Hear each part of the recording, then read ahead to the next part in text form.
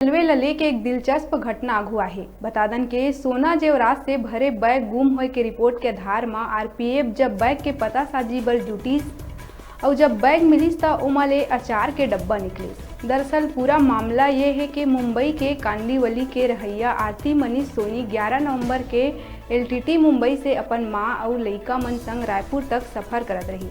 रायपुर में उतरत बेरा ओकर बैग ट्रेन में ही छूट गई। जब ओला पता चलिस के आर्टिफिशियल ज्वेलरी से भरे बैग छूट गए तब वह एक जानकारी रायपुर पीआरपीएफ पोस्ट में दिहिस। एकर ऊपर रायपुर पीआरपीएफ पोस्ट से बिलासपुर में घटना की जानकारी दे गई, लेकिन तब तक ट्रेन यहाँ से छूट चुके रही। ये दारी रायगढ़ स्टेशन में ट्रेन के जांच करी गई।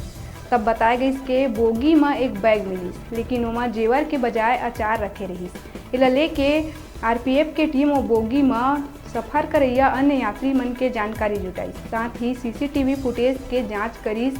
तब ट्रेन से बिलासपुर में उतरने वाला पंकज जीवनानी और परिवार के पता चलिस। पंकज तोरवा के पावर हाउस कना के रहैया रही। पूछताछ में ओला गलती से ज्वेलरी वाला बैग उठा लाए के बात कही। मामला आगू आए में दोनों यात्री ला बिलासपुर आरपीएफ पोस्ट बुलाए गई, जी हाँ, दोनों यात्री के सामान ला सही सलामत ओमन के हवाले कर दिए गए।